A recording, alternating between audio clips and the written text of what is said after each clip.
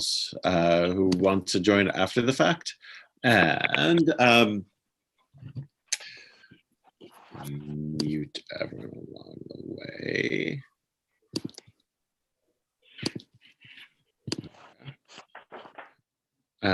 Again, feel free to unmute yourself as we go on. Whenever you have, if you have any insight that's relevant to or observation that's relevant to the group, or a question or anything like that, feel free to ask. I'll also try to check the chat as we go along.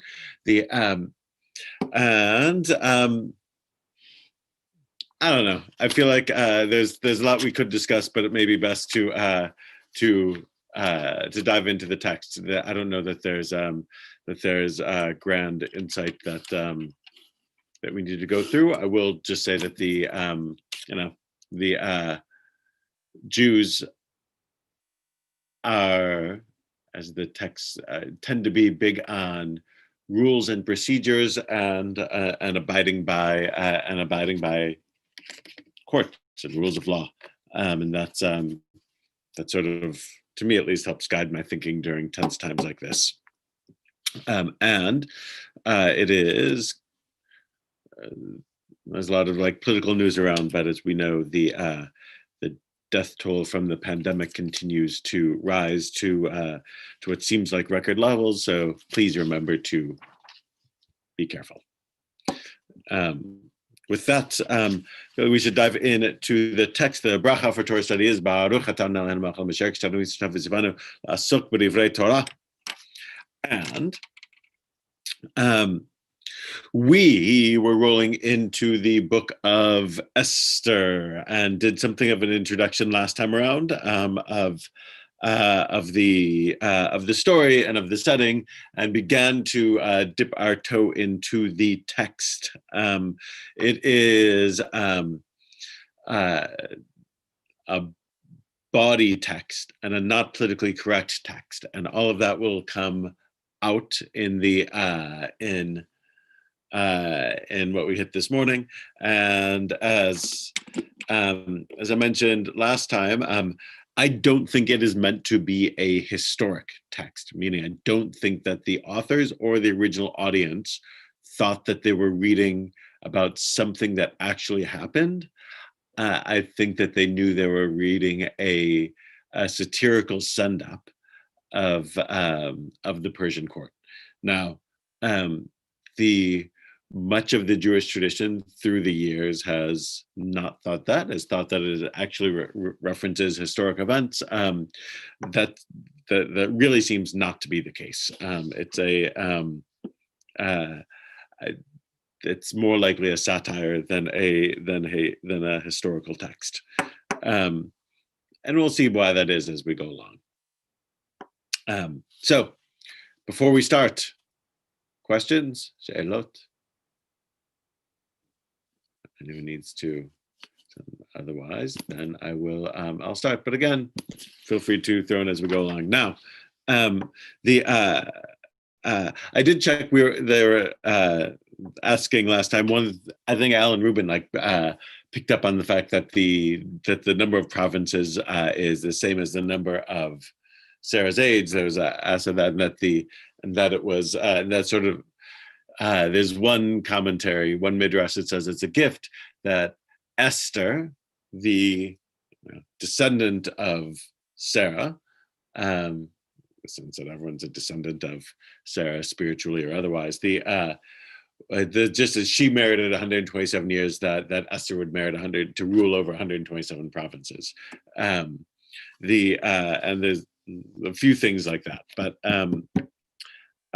but where we left off is the king is more interested in drinking and partying than he is in looking after and governing, and that governance doesn't seem to be high on his list, but feasts and partying and as we'll see, beautiful women are high on his list of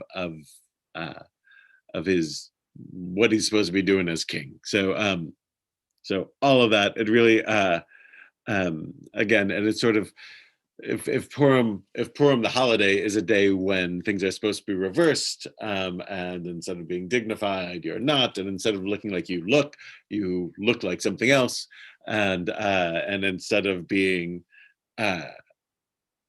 sober, you're not, and all these other sort of like aspects of Purim. That's part of that is prompted by the story, where the guy who's supposed to be thoughtful and in charge is really not. So we'll pick up. We'll I mentioned the midrash that that they're sitting there drinking, that they're drinking out of the vessels that the Babylonians had taken from the temple. Then the Persians conquered the Babylonians, and now we're looking at the king of Persia. So we'll start with verse 7, which I think is just one or two before where we left off last time. So they're drinking. This is a 180-day party. Then they have a 7-day party, and beginning with verse 7, Zion. And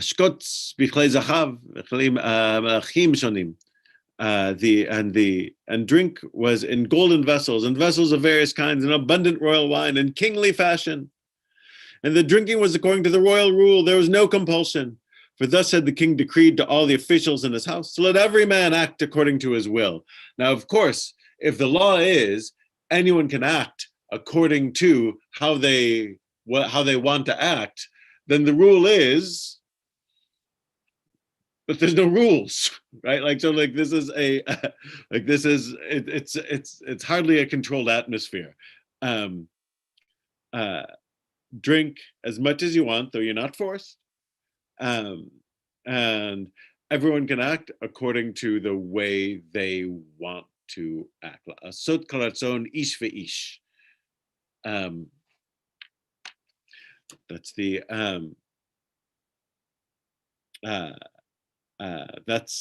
that's what's going on. And of course, everyone acting according to how they want to act is the very definition of anarchy and lawlessness.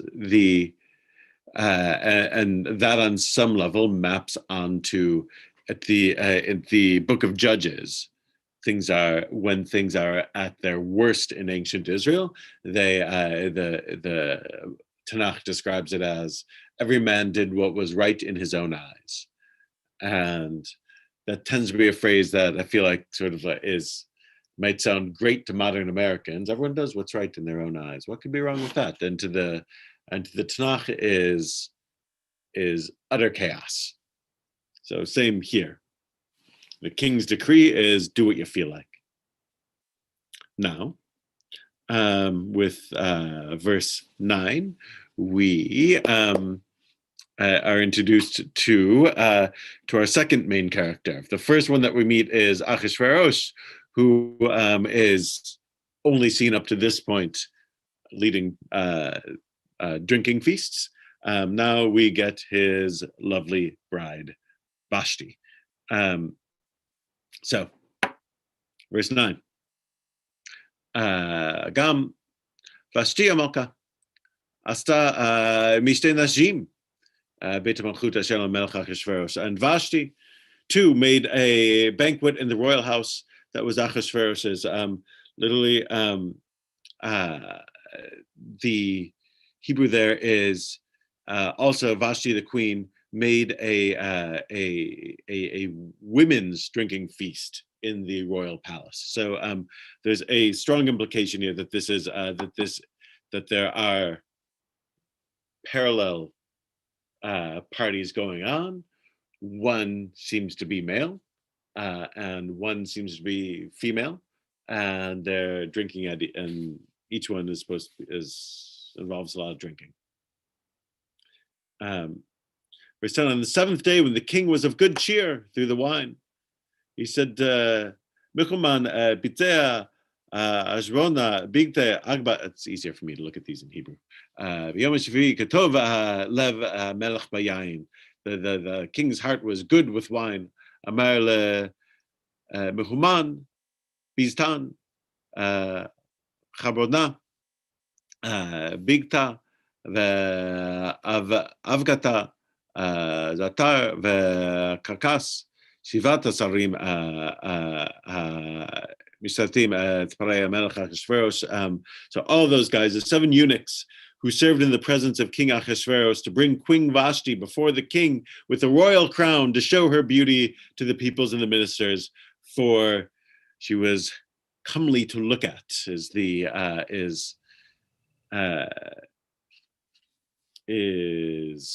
Alter's translation.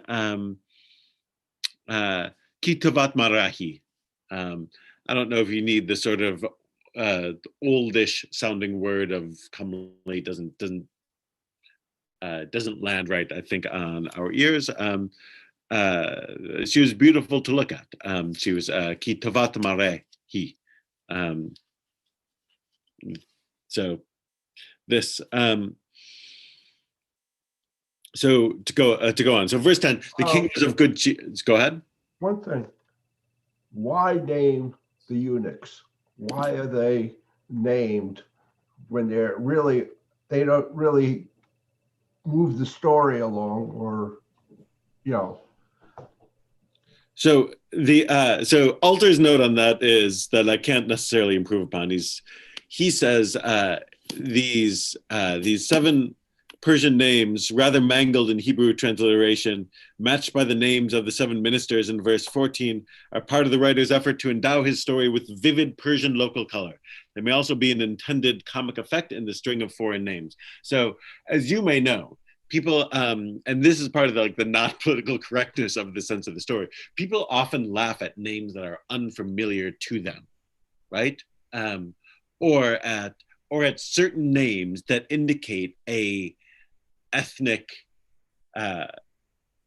strong ethnicity. So people will laugh at strongly Jewish names that smack of Yiddish when they're used as everyday names, right? Whether or not it's bigoted or not is a whole separate matter, but I would say that even Jews or non-Orthodox Jews often are non-observant Jews who will Shlomo. She named her kid Shlomo, right? And because they think it sounds funny to them, because their default language is a different one, the default culture is a different one. You can see this today with names that haven't been common in the United States up till this point. You can see it with South Asian names, Indian names, things like this. People will laugh at them. And it happens. And I bring up the Yiddish ones because it happens with Jews too, and from Jews too. So I'm not saying it's the right thing to do. Shouldn't laugh at people's names, but it's possible that they're listing off these names, and you saw I had to switch to reading it out of the Hebrew because it's sort of hard for me to to decode either of them, but to decode the English. And maybe what Alter says local color, or it may be that they're funny sounding names. But you're right, it does not advance the story. He also notes that when it says that the king's heart was happy, kitov lev melech v'yayin, is just the biblical phrase for a good mood prompted by drunkenness. This is, and that, by the way, is sort of a key thing here, is what happens next. The king isn't necessarily thinking straight, he's drunk, right? So everything that happens here on out, it's partly the king's drunk. I just finished last night, actually. I was reading a book on the partnership of Nixon and Kissinger. And, Nixon was frequently drunk, right? And as things got worse, he drank more and would be drunk. Say it will about the current occupant of the Oval Office, he's a teetotaler. And like the previous Republican, Yeah, so the king here, drunk, in a good mood initially at least, but drunk. Then you have all these silly names, or what might be designed to be silly names. To bring Queen Vashti before the king with the royal crown to show her beauty to the people and the ministers, for she was beautiful to look at. So now this is all we're told about the, about that incident. The midrash is where we get the almost universally known idea that when it says that the queen should come before the king and his drunken buddies wearing the royal crown, it means that she should come before him wearing the royal crown and only the royal crown. This is our the usual midrash cited here is that the whole point is that she's supposed to come naked. She's not supposed to just like walk in and say hi to the guests. She's Tov she's beautiful to look at, meaning that he wants her for everyone else. Rabbi? Yep. Art Scroll has a different take. All right. Yeah. So excellent. I didn't see that you were here. Welcome. Everything all right, Alan? As far as I know. Baruch Hashem. So Art Scroll says Vashti did not refuse out of modesty. She refused because God caused her to break out with leprosy. Thus was the way paved for her downfall. That's the first time I ever heard that one. Right. So this is a thing. So thank you, Alan. So for the for modern ears, Vashti is a heroine. She is called upon to debase herself, or maybe sexually debase herself in front of the not just the male gaze, but drunken male gaze, right? Like she's and she exercises agency. She's asked to do something, or she's ordered to do something essentially sexually humiliating, and refuses. And so she becomes something of a feminist heroine. To the rabbis, she's the opposite. She's horrible. She's a sinner to begin with. The midrash. I mean, and that's so like the midrash like spins a lot of different versions of things. But one of the dominant strains is that this happens to her because she was cruel. She would get the Jewish girls in the kingdom to and draft them into her service and force them to work on Shabbat, God forbid. And then what Alan says, that she is struck with leprosy. Oh, she would have, which again, like play that whole version of what of the midrash Alan read out. Like she would have been happy. She would have been happy to parade naked in front of the king's drunken friends, because that's the kind of woman she was. It's just that God strikes her with leprosy so that she's ashamed at the last moment and refuses to do it. And her refusal then triggers her punishment. So she's punished for doing all the terrible for all the terrible things that she had been doing, and that also paves the way for Esther. So notice that this they create a backstory, and then it sort of fills in some of these blanks. What's Vashti doing? Vashti's evil, and that's why this stuff. And so God punishes her, and that's why all this stuff happens. Rabbi? Yes.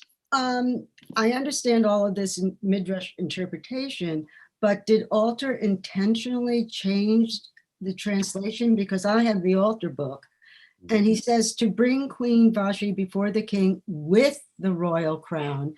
When I read this, I didn't interpret any of this nakedness at all. And I'm just wondering if all of this was in the footnotes, right. Because I just thought she was carrying it. To bring Queen Vashti before the king with the royal crown. In other words, I just thought they were emphasizing the fact that of her status, and she could be carrying that. It doesn't say wearing it. In other words, grammatically, in the modern sense, if you were just looking at the text, how did did Alter change the translation to No, I mean, so wait a minute. So he says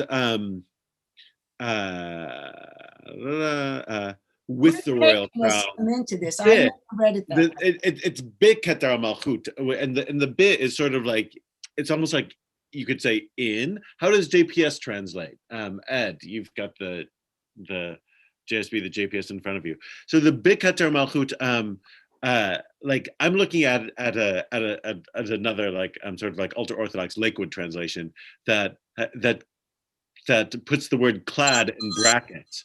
Vashti before the king, clad in the royal crown. So like, that's an option. Mine says adorned in parentheses. Adorned and in parentheses, right? So it's not there. It's beketer malchut, which is really like in.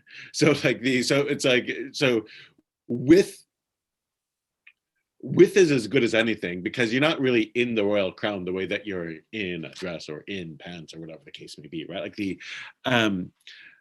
so it's not clear. The key thing is that the text gives just this. There's nothing about like the sort of nakedness, but Vashti being asked to parade in the royal crown and nothing but the royal crown is sort of like it is a default Jewish read of the text, and it almost, I mean, it's not unnecessary, but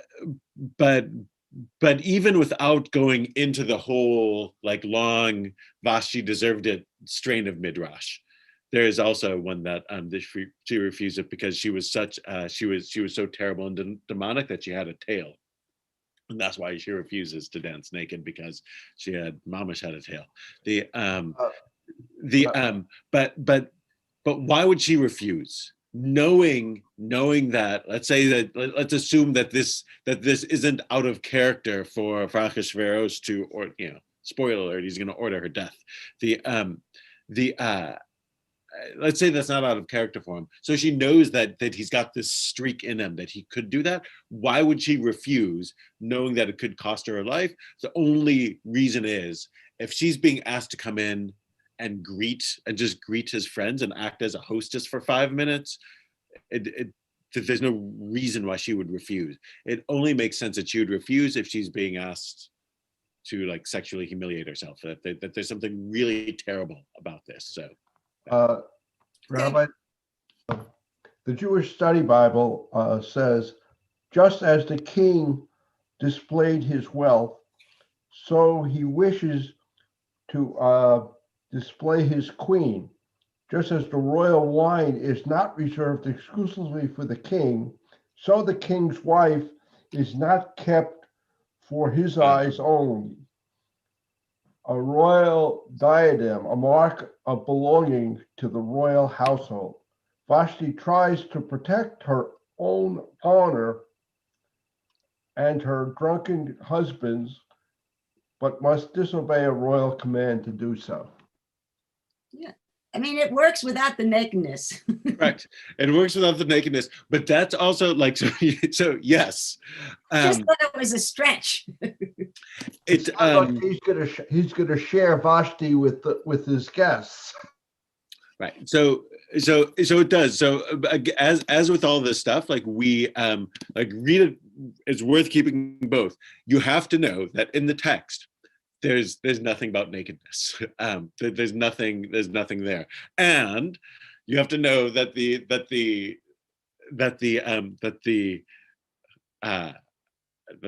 mainstream of the midrash is, oh yeah, there was nakedness, and you could say that part of that's like in the spirit. Like there's as I say, a body spirit to all this stuff. Remember these. This is a 6-month drunken feast. And you'll see by chapter 2, like things get sort of steamy and sexy. So that's part of why it's there. You don't need to do it. Oh, and see, I've got sort of like a book of midrashim here, and the fact that she has a tail, it's not just that was given a tail. The angel Gabriel came and like zapped a tail onto her in that moment so that she would be ashamed to go out. In line with, it's the same source as that ArtScroll is taking the midrash that Alan cited from. So so I just like we're not often given angels' names and things like that. So the angel Gabriel, who pops up also in Christian lore, here is zapping tails onto Vashti. So she's Rabbi, yep. Rabbi, but it also says to bring Vashti before him wearing a royal diadem, but it doesn't say, and in your best finery. The only thing that it mentions is the crown. Yep. That does Yep. lead to being naked. That's right. So good. So that's the midrashic opening, is that it's good catch, that it says wearing the crown. And so that's the just, because here's the list of everything you should be wearing: the crown, the now the so that's midrashic opening. The counter to that is we're never told what people are wearing. This isn't this isn't like the Academy Awards review where they always say, and so and so showed up wearing a dress from Vera Wang and all this other, there's a certain style of writing, the tabloid and celebrity writing and Academy Awards writing, that where you mention what people are wearing. But that's not the Tanakh. We're not told that David wore a blue tunic when he woke up and saw Bathsheba. Like, we're not told that stuff, right? Like, so it we're not told like what everyone's wearing. So there is a midrashic opening for it, though again, it's not necessary. We just know that. The other thing that's worth knowing for midrashic purposes, and this links into what Ed said a moment ago about like why we told these guys, the first one, the first of the servants listed, who later will be listed as advisors, Mehuman, is the Rashi and the Midrash will say is Haman, who so they're just same guy, different name. Just like in last week's Torah portion, we're given Moses' father-in-law as a couple of different names. He has, and first he's Ruel, and then he's Yitro, and later on in Numbers he'll be Chovav. Like, so same guy, few different names. Here the Midrash will say Mehuman, that's Haman. So later on he'll come out of nowhere, but he's not coming out of nowhere yet. To show her beauty, to bring Queen Vashti before the king with a royal crown, to show her beauty to the peoples and the ministers, for she was beautiful to look at. Verse 12. And Queen Vashti refused to come according to the word of the king by the eunuchs. And the king was very furious, and his rage flared up within him. So again, king's drunk, disobeyed by the queen. So what in a more sober state he might be able to roll with is less able to roll with. We know he's drunk. Eunuch here, what's being translated eunuch sarisim is sometimes eunuch mamish, a eunuch meaning meaning actually somebody who has been castrated, or can mean servant, can mean both, and it's possible in here in this chapter it could mean that that it just means servant and not literal eunuch. In the next chapter, the word will be used for the people looking after the harem, who are almost certainly literal eunuchs, that the people who you want looking after the royal harem have actually been castrated. And if you're going with a midrash that Mehuman, here is Haman, as Rashi says. Then you have to go with that these aren't actual eunuchs in chapter 1, they're servants, because Haman is married with kids, and so making it comparatively unlikely that he's a eunuch in the literal sense. So that those are things you got to keep together. So he's furious because she refuses. Verse 13. And the king said to the sages, experts in protocol, for thus was the king's practice before all the experts in rule and law, and those closest to him were, again, this might be easier for me to get from the Hebrew because it's the names are tough. Krovalav Karchena, Sheter, Admata, Thurs, Maras, Meresena, Mihuman, Shivat Re, Prasu Midre, Oshe Pre Melech, Yoshvim Arishana B'Malchut, that those guys, who are the earlier ones, who just in a different order, the 7 ministers of Persia and Medea, according to the rule, what to do with Queen Vashti because she had not obeyed the king's dictate by the eunuchs. Now, by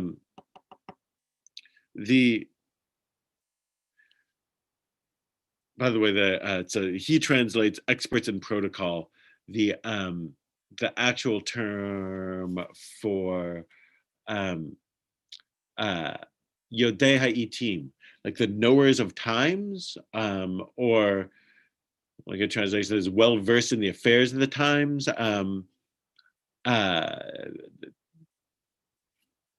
Something, and they're experts, Vadat Vadin, experts in legal concerns.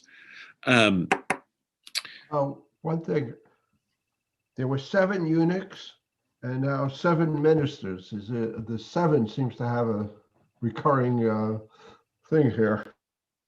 Right, and they and they're different order, but the same names, or like almost exactly, or almost the same names. One of them is subbed out. Mehuman's in both. Bitsea is not in both, I think. Hashvona, who's similar to Harvona, will come up later. He's not in both. There's not.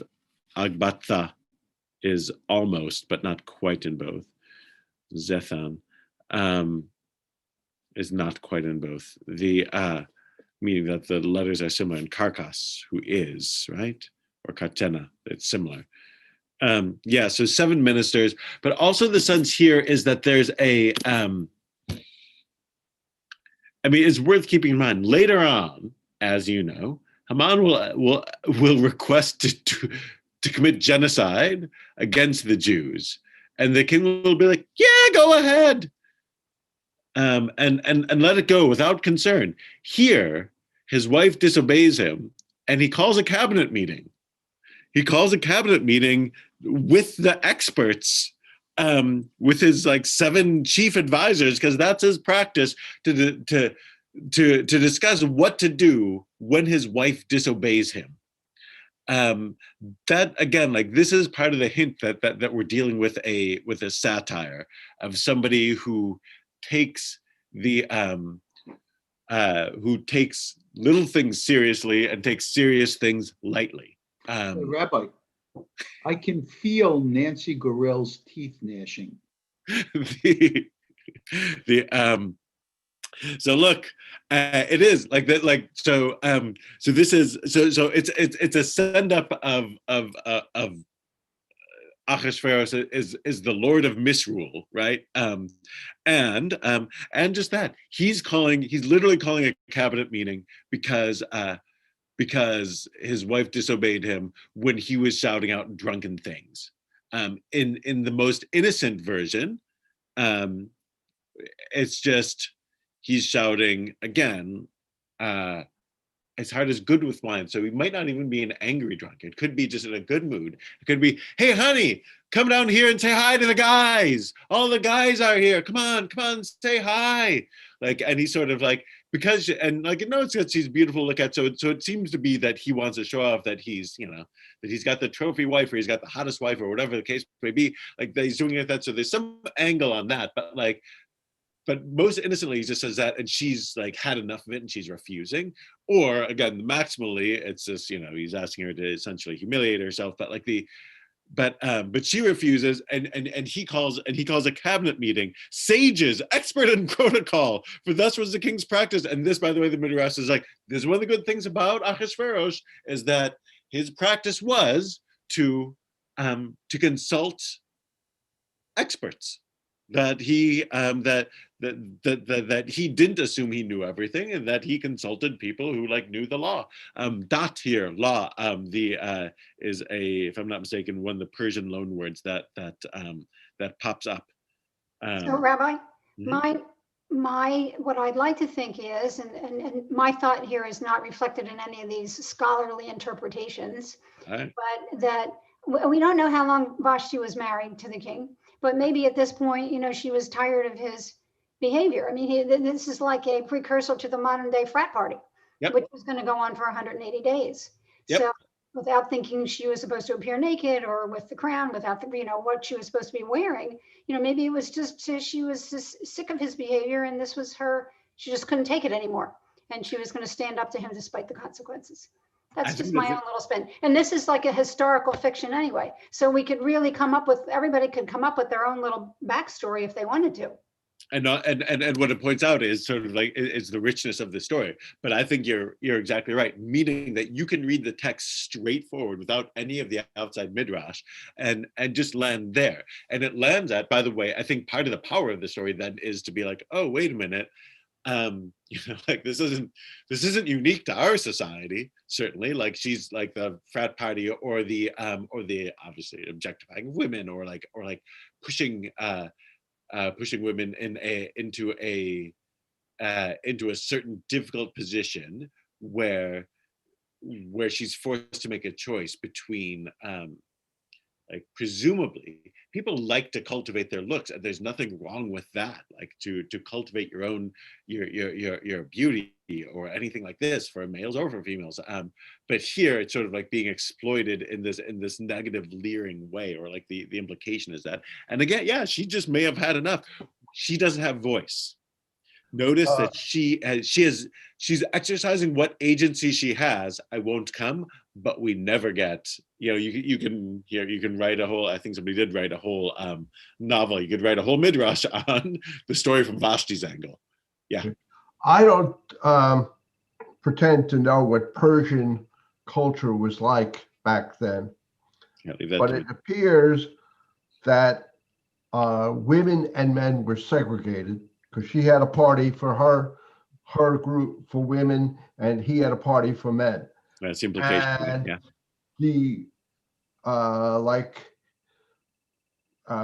religious women wearing shaitels, so they don't show their hair to other men, only their husband. And the same thing here, that a woman would not show herself to other men, only to her husband, the king, is an indication that he was breaking with the mores of the society. And so again, like I don't know either, and I couldn't speak to like this far back, though it could well be, obviously, like the hair covering was certainly done in Jewish culture back this far as well, and obviously is present in modern day, and certainly in pre-modern Muslim culture. You know, today, if you were to go to Persia, women by law have to cover their hair, right? So I don't know if it was true in pre-Muslim Persia, but like it wouldn't be shocking, given to me at least, like given what we know. So yes, and that's and you can like spin out the crown aspect of it on that as well. So anyway, so he calls a cabinet meeting to figure out what to do. What are the rules? Because she hadn't obeyed. Verse 16. Vayomer Memuchan. Now Memuchan, again, like as I mentioned before, the midrash is that this is Haman, Bu, just going by a different name, and that's partly the tradition doesn't like anonymous characters. It likes people to it likes to create familiar characters in different places. Though again, the pshat, the basic sense of the story, would say that this is a different guy entirely, and that's why he's called by a different name. Memuchan said before the king and the ministers, not only against the king has Queen Vashti done wrong, but against all the ministers and all the peoples that are in all the provinces of King Ahasuerus. For the Queen's Act will go out among all to all the women to hold their husbands in contempt in their eyes when they say King Ahasuerus said to bring Vashti before him, and she did not come. And this very day, the noble women of Persian Media will say to all the king's nobles that they heard of the Queen's Act, and there will be a full measure of contempt and fury. If it please the king, let the royal decree go out from before him and be written on the rules of Persian Media, not to the transgressed, that Vashti not come into the presence of King Ahasuerus, that a queenship be given to another better than she. And let the king's edict that he will issue be heard throughout his kingdom, large though it is. Let all wives accord worth to their husbands, from the greatest to the least. And the thing was good in the eyes of the king and the ministers, and the king did according to Memuchan's word. And he sent out the ministers of all the province of the king to every single province in its own writing, and to every single people in its own language, that every man should rule in his home and speak his people's language. All right. So Memuchan gives a pretty long speech for the Tanakh, right? Like it's comparatively rare that we get a long speech like this, and especially by a secondary or tertiary character.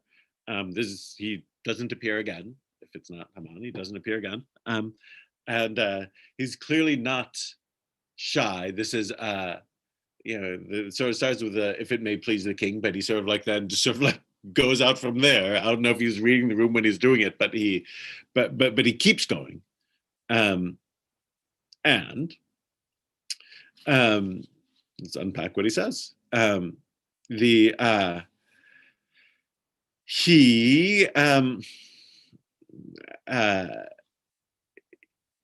He's giving a slippery slope argument, right? It starts here. It's essentially you give her an inch and she takes a Persian mile. Like it's a slippery slope argument he's bringing, right? Like if you allow Vashti to do this, essentially says all of society is going to collapse, because you know what's going to happen. Wives are going to think that they don't have to obey their husbands. That's essentially his argument, right? Rabbi, yep. this is a farce. Yep. So what if all the women who read it laugh their heads off saying, yeah, right. As if, because they know better. They know that in many households, the man is not the ruler, no matter what the king says, that they may be just laughing their heads off. I think that's part of the joke. That's why I think, like, again, like to the original audience, I think this was a again, like sort of a sexy body, like and again, not to minimize that ultimately men had agency and women didn't for the vast majority of history, and certainly in much of the world today, and certainly in the time period we're talking about. But the idea that a wife not obeying her husband creates a crisis of state, there's a strong possibility that is a joke. It just sounds like a joke. And that is meant to, that when people would hear it, that that it would both be funny, and funny in a sly way, in a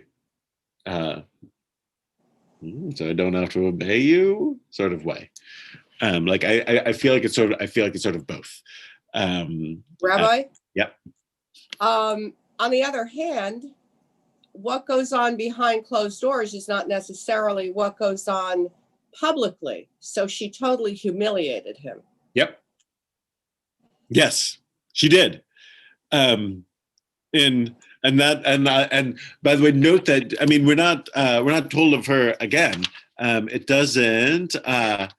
I'm mistaken. It doesn't say that she's that she's dead. It just it says what we just read. Like let it be given to somebody better than her. But yeah, she does humiliate him, or refuses to be humiliated by him, and in that humiliates him in front of his buddies, literally in front of his drinking buddies.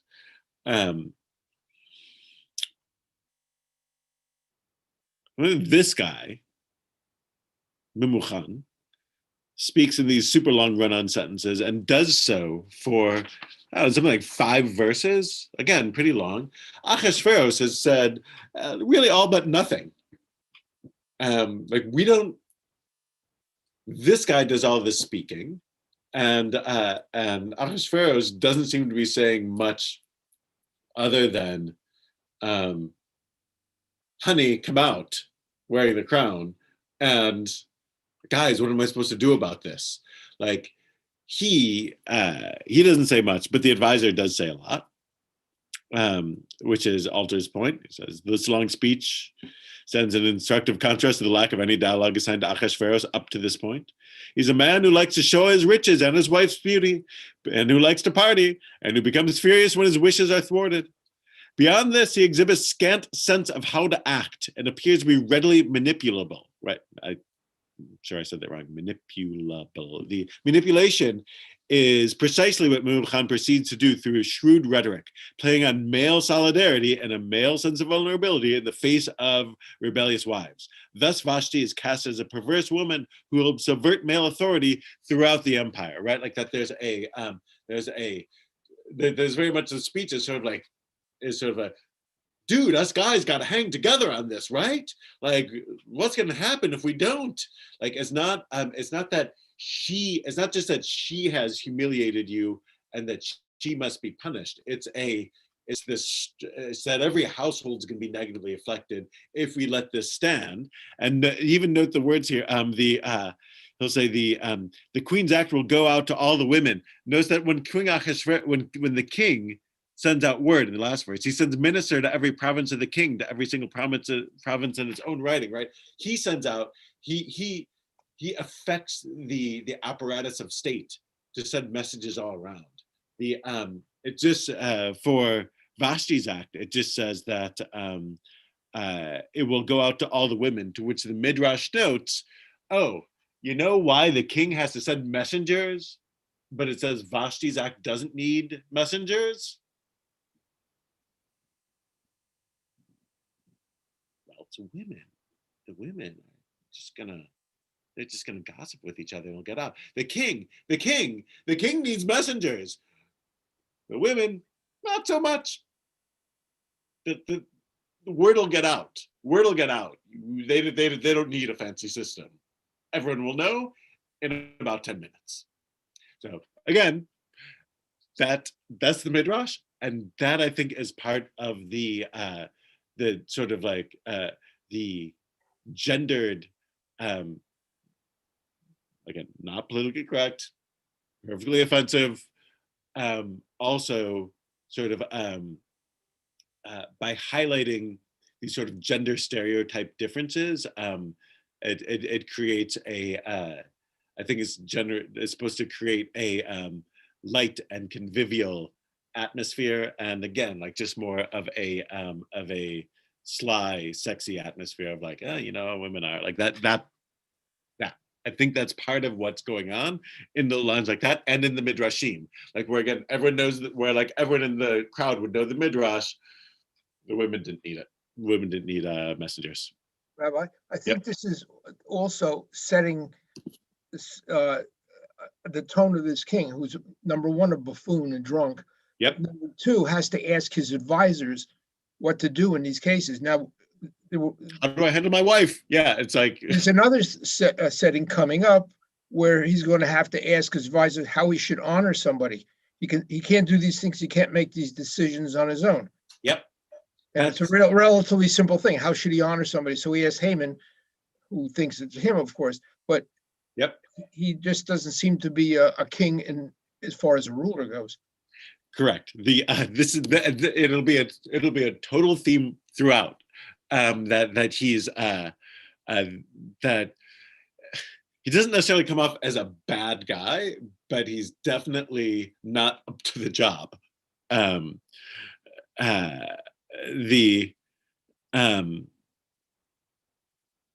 even like again, like the importance of it, like look at the beginning of verse 18.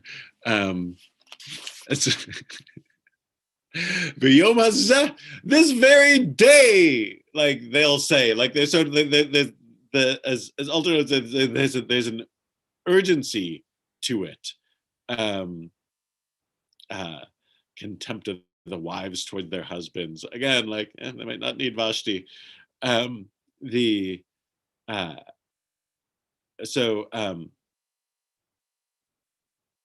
should be written in all the rules of Persia and Medea. As Alter's note, there is another one there. Imala melech tov etzei devar malchut melefna v'chativ b'datei prasu Medea.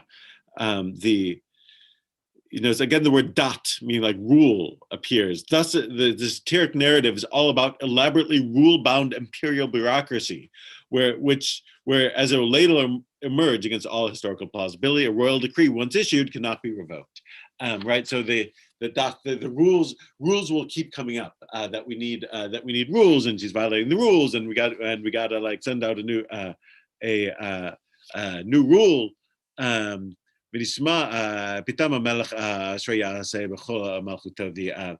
when the news of your Majesty's edict will be heard throughout the kingdom, large though it is,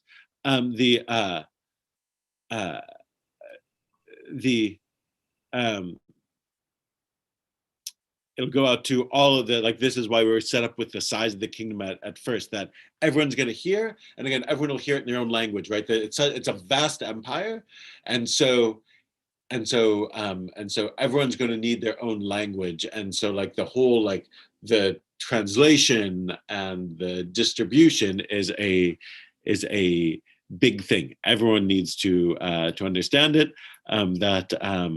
Sort of essentially that Father knows best, and that every man is essentially like, suddenly it's this decree from the king that every man must be king in his castle. Rabbi, one thing. Yes. In that verse 19, it says that Vashti shall never enter the presence of the king. Does that mean she was executed, or was she just thrown out? Well, right. It is vague. Certainly the midrash is that she's executed. Rashi says she's executed, and any woman guilty of a similar offense will be executed. Right? Like that's the disobey your husband. Again, like that, even when he's drunkenly shouting things out in front of his buddies, and you'll be executed.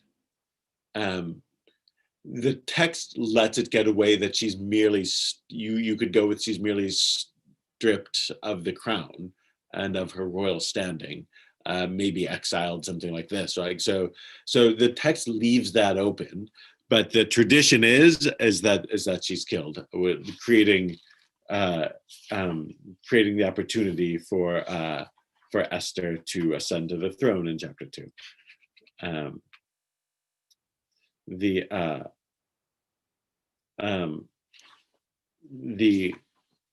So all of that, and and then part of the joke is that there's a again, he's overreacts to her, will underreact to Haman, and uses all of his great power to send a decree to say, the men should be head of the household, which, in the Middle East today, much less, 2,500 years ago, it hardly needs a royal decree.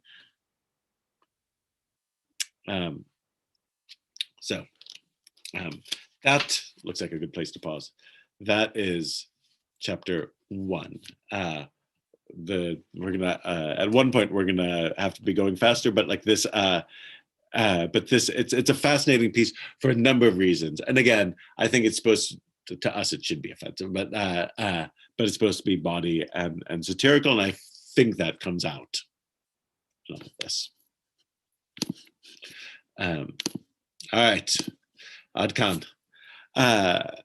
If you like, we'll there's a class tonight at 7. Tomorrow night, davening is in person online at 7, and Saturday morning, Pirkei Avot 8:45, and davening at 9:30. Again, please exercise caution in your lives. It's still a difficult time, and take care of yourselves. Fred, I'll give you a call. Dear Rabbi.